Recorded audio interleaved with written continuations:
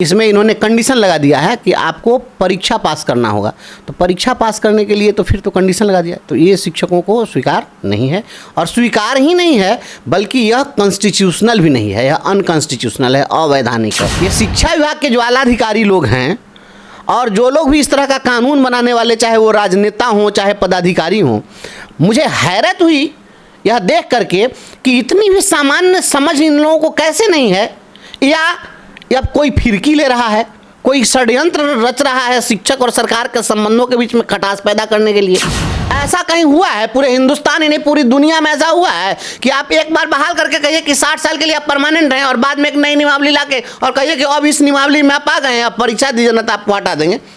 इतने दिनों तक जो लोग पढ़ा रहे हैं, लगातार 20 वर्षों से पढ़ा रहे हैं, और उसके बावजूद अब आप कहिए कि अब सक्षमता परीक्षा दीजिए, अभी भी अक्षम ही है। तो 20 साल तक अक्षम शिक्षकों से जिन पदाधिकारियों ने पढ़वाया, जिस सरकार ने पढ़वाया, ऐसे लोगों को जेल भेजना चाहिए कि 20 साल तक आप अक्षम लोगों से क्यों पढ़वाए। और अक्षम लोगों से पढ़वाए तो मतलब आप राष्ट्र के भविष्य के साथ आपने खिलवाड़ किया बच्चों। लेकिन कुछ लोग ऐसे हैं जो माननीय मुख्यमंत्री जी को मिसगाइड कर रहे हैं, या पॉलिटिकल लोग हैं जो लोग चाहते हैं कि सरकार और शिक्षकों के बीच टकराहट बनी रहे, शिक्षा मंत्री जी को जलील करना चाहते हैं, इसलिए चाहते हैं कि लड़ाई जारी रहे। नमस्कार, आप देखना शुरू कर चुके हैं फर्स्ट लुक बिहार। मैं आपके साथ विवेक मान। बिहार सरकार के द्वारा नियोजित शिक्षकों को बड़ी राहत दी गई है। आपको बता दें कि लगातार बिहार में लाखों शिक्षक राज्यकर्मी का दर्जा मांग रहे थे, जिसको पर बिहार सरकार ने कार्रवाई करते हुए उन्हें राज्यकर्मी का दर्जा देने का बात कही है। लेकिन उनके साथ एक शर्त भी रखी है कि उन्हें एग्जाम देना होगा, तभी जाकर राज्यकर्मी का दर्जा मिलेगा। इसको लेकर हम बात करेंगे बिहार के प्राथमिक शिक्षक संघ के प्रदेश अध्यक्ष हमारे साथ बंशीधर ब्रजवासी, उनसे बात करेंगे। क्या कहिएगा, बिहार सरकार जिस तरीके से आपकी मांग को तो पूरा कर रहे हैं, लेकिन उसके साथ एक शर्त भी लागू कर दिया है कि आपको एग्ज़ाम देना होगा। हम लोगों ने मांग यह नहीं की थी कि आप हमें परीक्षा लीजिए और कंडीशन के साथ आप कोई सुविधा दीजिए। हम लोगों की जो मांग रही है वह एकमात्र मांग थी कि हमें आप राज्यकर्मी का दर्जा दीजिए, वो भी बिना शर्त, इसके साथ कोई कंडीशन नहीं लगना चाहिए।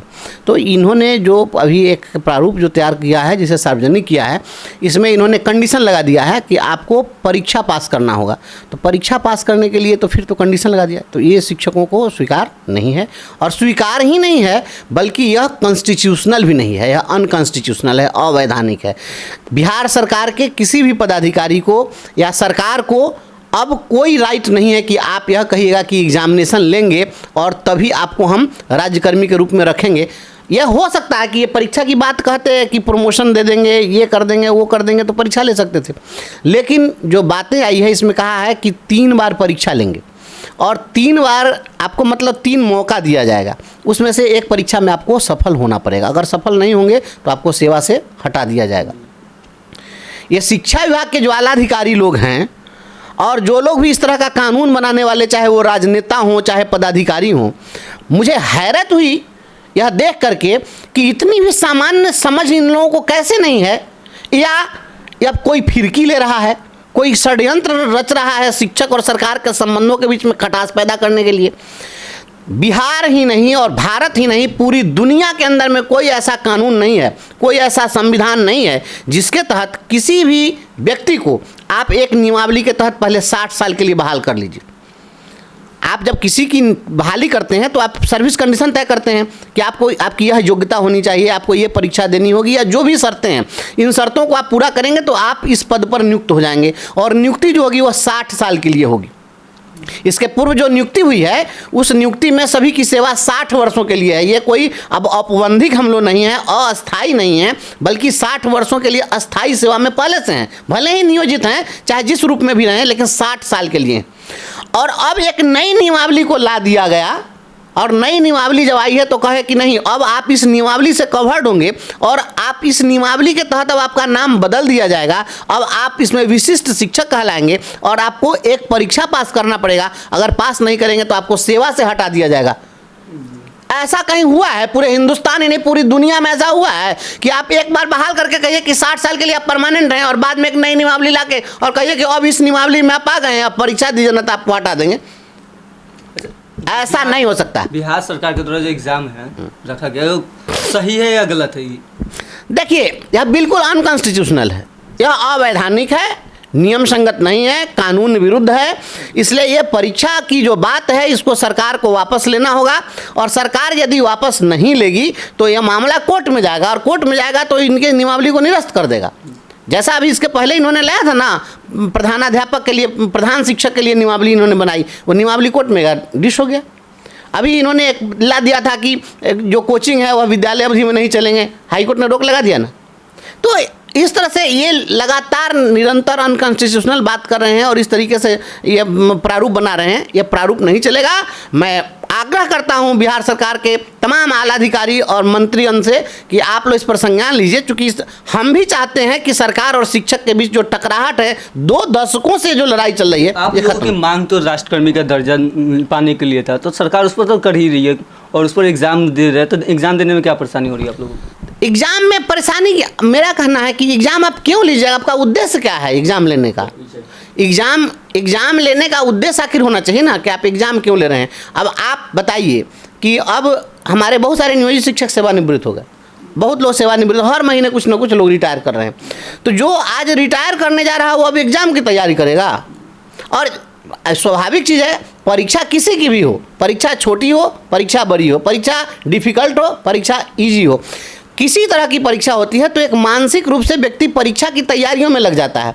तो जो शिक्षक अपने परीक्षा की तैयारियों में लग जाएगा तो बच्चे को क्या पढ़ाएगा? बच्चों की पढ़ाई से बाधित होगी ना। दूसरी बात है, इतने दिनों तक जो लोग पढ़ा रहे हैं, लगातार 20 वर्षों से पढ़ा रहे हैं, और उसके बावजूद अब आप कहिए कि अब सक्षमता परीक्षा दीजिए, अभी भी अक्षम ही है। तो 20 साल तक अक्षम शिक्षकों से जिन पदाधिकारियों ने पढ़वाया, जिस सरकार ने पढ़वाया, ऐसे लोगों को जेल भेजना चाहिए कि 20 साल तक आप अक्षम लोगों से क्यों पढ़वाए? और अक्षम लोगों से पढ़वाए तो मतलब आप राष्ट्र के भविष्य के साथ आपने खिलवाड़ किया, बच्चों का भविष्य बर्बाद किया। तो अक्षम शिक्षकों से पढ़वाने वाले लोगों को जेल भेजना चाहिए, ऐसे सरकार के तमाम लोगों को जेल भेजना चाहिए।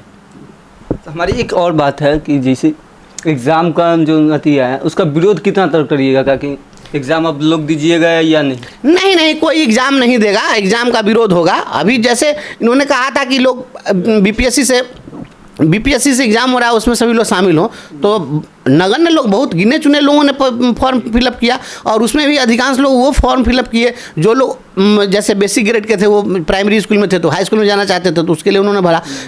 परीक्षा आप लोग क्यों देगा भाई? परीक्षा ये तो फालतू बात है।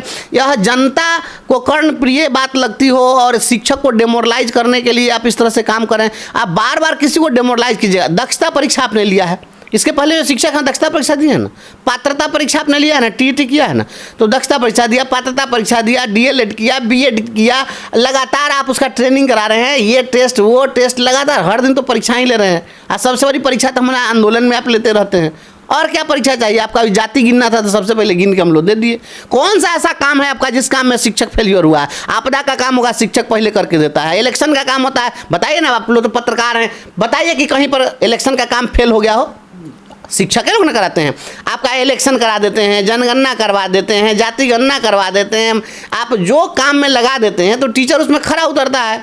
हम तो कहते हैं कि एक बार मुख्यमंत्री जी बिहार सरकार चलाने के लिए दे दीजिए, हम साल भर सरकार चला के बता देंगे आपको इतना एबिलिटी रखते हैं।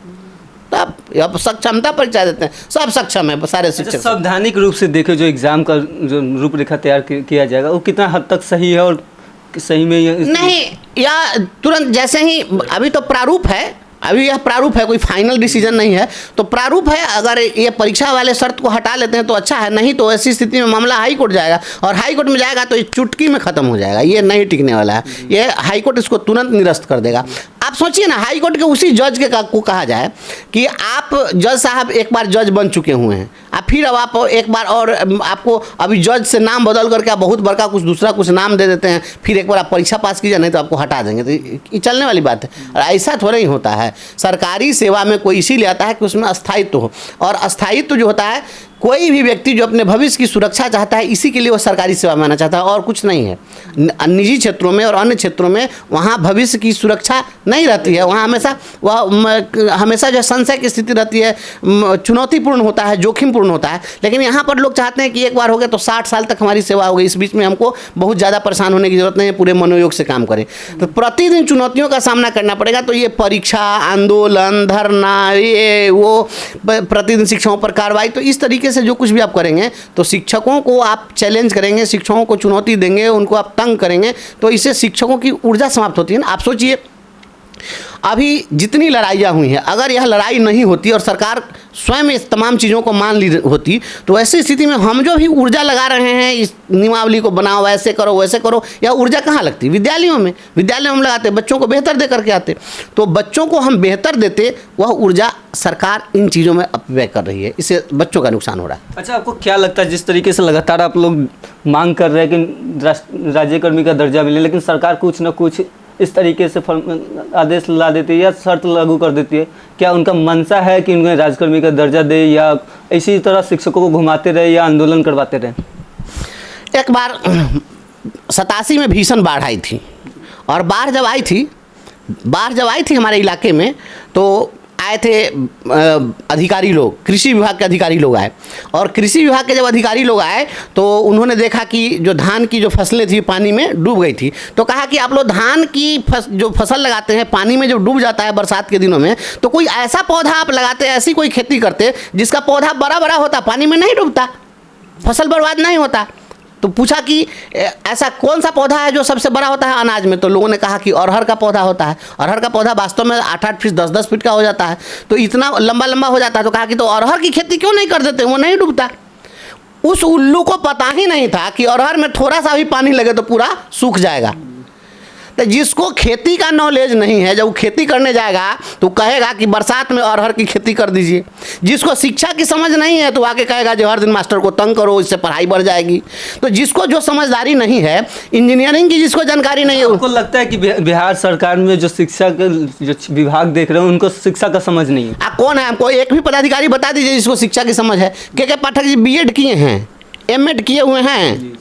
शिक्षा एक टेक्निकल चीज़ है भाई, आप जाके सीधे पढ़ा लीजिएगा। इसमें भी डीएलएड बनाया गया है, इसमें भी बीएड बनाया गया है। अभी जो सुप्रीम कोर्ट कह रहा है कि जो बीएड किए हैं 1 to 5। के पाठक तो अन्य विभाग में भी बहुत अच्छा काम किया, उनके काम की हमेशा चर्चा होती रहती है, लेकिन शिक्षा विभाग में आपको क्या गड़बड़ी लगती है? मैं तो कह रहा हूँ, तो किस विभाग में के पाठक जी सब सक्सेस हुए हैं? के पाठक सर आईएएस हैं, लेकिन किस विभाग में वो बहुत ज़्यादा सफल हुए हैं? और शराबबंदी का काम जो है, चूँकि के पाठक जी एकदम जाने जाते हैं, बहुत तेज तरार और कड़क ईमानदार ऑफिसर है, कोई इस पर सवाल खड़ा नहीं कर सकता है। बहुत कड़क ईमानदार कर्मठ पदाधिकारी हैं, इसमें कहीं कोई शक नहीं है, हम भी समर्थन करते हैं इस बात का। लेकिन क्या दारूबंदी बंद हो गई? दारूबंदी सफल है? शराबबंदी हो गई? आज शराबबंदी, आप तो सभी लोग कह रहे हैं ना कि शराब भगवान की तरह हो गया, दिखता कहीं नहीं मिलता, सभी जगह है। तो ये के पाठक सर आ जाएंगे तो दारूबंदी करा लेंगे? नहीं करा पाएंगे। आप गए थे खनन विभाग में, गए थे, बालू का रेट जो बढ़ा हुआ आज तक नहीं घटा है, आज भी लोग जो है उसकी मार झेल रहे हैं। तो ऐसा नहीं होता है, जिस क्षेत्र का जो एक्सपर्ट होगा वही उस काम को कर सकता है और पकड़ सकता है। हम शिक्षा विभाग वाले लोग हैं, हम लोग को भेज दिया जाएगा इंजीनियरिंग का काम करने के लिए, हम लोग कर लेंगे क्या? नहीं कर सकते हैं ना।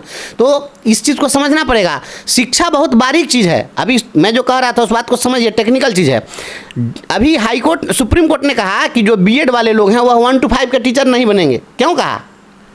वो भी टीचर ट्रेनिंग है, लेकिन कहा कि नहीं, बीएड वाले 1 to 5 के टीचर नहीं बन सकते हैं।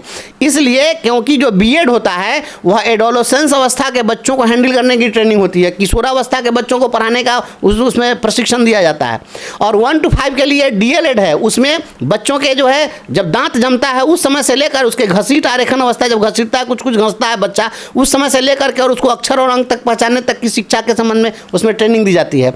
बहुत सारी डिफरेंसेज हैं। इसको शिक्षा साधारण चीज़ नहीं है। हम अपने दिमाग की बात आपके दिमाग में हम घुसा देते हैं, ये साधारण काम है क्या? ये बहुत बड़ा काम है, और इसको वही समझ सकता है जो इस क्षेत्र से जुड़ा होगा। एक भी शिक्षाविद कोई पदाधिकारी शीर्ष में नहीं है, चाहे वो सेकेंडरी डायरेक्टर हो, प्राइमरी डायरेक्टर हो, सेक्रेटरी हो, प्रिंसिपल सेक्रेटरी हो। देखिए, योग्य होना, एक बड़ा पदाधिकारी होना एक अलग चीज़ होता है, और इन चीज़ों की बारीक समझ रखना एक अलग चीज़ होता है। तो आपको लगता है कि के पाठक से शिक्षा विभाग नहीं संभलने वाले? देखिए, के पाठक सर का काम शिक्षा को संभालना नहीं है, वो प्रशासनिक व्यवस्था देखने के लिए आए, मॉनिटरिंग करने के लिए आए। हम ये नहीं कह रहे कि वो अक्षम है, वो प्रशासनिक पदाधिकारियों को तो हैंडल कर ही सकते हैं, वो तो अधिकारियों को हैंडल करने के लिए ना आए हैं। लेकिन जो मूलभूत चीज़ें हैं, जो जमीनी चीज़ है, वह बच्चा और शिक्षक जो इसके मूल तत्व हैं, तो शिक्षक और बच्चा के साइकोलॉजी को समझना पड़ेगा, उनकी समस्याओं को सॉर्ट आउट करना होगा। तो इस चीज़ को के पाठक जी अपने से नहीं कर देंगे, उसके लिए तो पॉलिसी तय करेगी ना।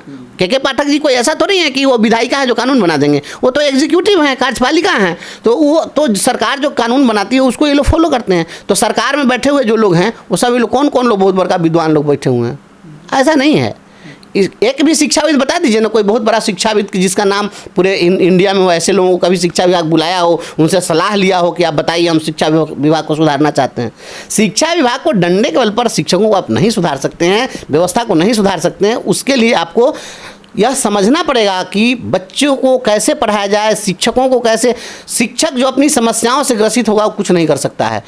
शिक्षा व्यवस्था तभी सुधर सकती है जब शिक्षक सभी समस्याओं से मुक्त हो, भविष्य की चिंताओं से मुक्त हो, और वह जब विद्यालय में जाए तो वह घर पर भी आए तो विद्यालय की चिंता लेकर आए कि कल हमें बच्चों को क्या पढ़ाना है, तभी शिक्षा व्यवस्था सुधरेगी। लेकिन अभी तो हमको जो लगता है, जहाँ तक जो भी नियोजित शिक्षक है उनको ज़्यादातर चिंता यही है कि राज्य कर्मी की दर्जा हो। बिल्कुल, मैं तो यही कह रहा हूँ ना, हम जब स्कूल में जाते हैं तो अपने बीमार माँ बाप के दवा और इलाज की चिंता लेकर जाते हैं। हम जब स्कूल में जाते हैं तो अपने बच्चों के स्कूल की फीस की चिंता लेकर जाते हैं, उनके इलाज की चिंता लेकर जाते हैं, उनकी लायबिलिटी पूरा करने की चिंता लेकर जाते हैं।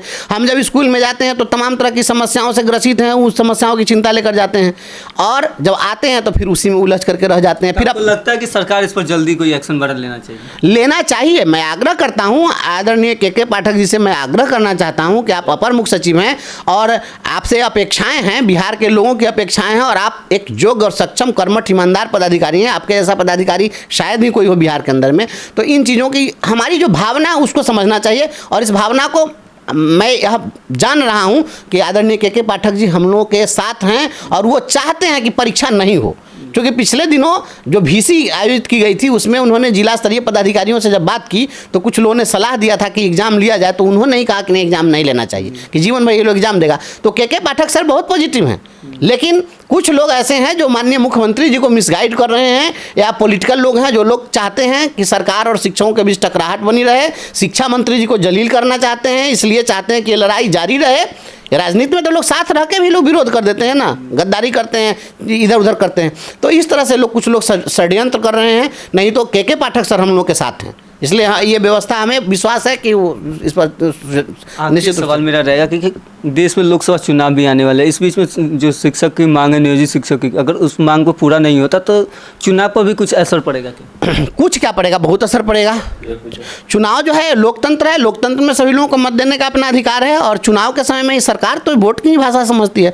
तो वोट की भाषा जब सरकार समझती है, और जो स्थिति है अगर टकराहट या अगर बरकरार रह गई तो इसका खामियाजा भुगतना होगा। पिछले बार तो हुआ ना, पिछले अभी जो आदरणीय तेजस्वी यादव जी उप मुख्यमंत्री हैं, ये उस समय विपक्ष में थे, और इन्होंने कहा कि जब हम आएंगे तो हम सभी लोगों को समान काम का समान वेतन देंगे। तो शिक्षकों ने बैलेट में इनको जिता दिया। आरजेडी पूरे इतिहास में, अपने पूरे इतिहास में आरजेडी स्थापना से लेकर आज तक कभी भी बैलेट में आरजेडी नहीं जीती है, लेकिन पहली बार तेजस्वी यादव जी के बात पर भरोसा करके और नियोजित शिक्षकों ने इनको जिता दिया। बैलेट में लोग काउंट करके देखा है, सभी लोग देखा ना कि शिक्षकों ने, और इसके लिए माननीय मुख्यमंत्री नीतीश कुमार जी हम लोग से बिफरे खासा नाराज हुए कि देखिए यह सब हम लोग को वोट नहीं दिया, और आज हालांकि दोनों आदमी आज के डेट में साथ चले गए। तो ये लोग पहले देख चुके हुए हैं। तो ये मेरे पैरों में घुंघरू बंधा दे तो फिर मेरी चाल देख ले, होगा। बहुत बहुत धन्यवाद आपका।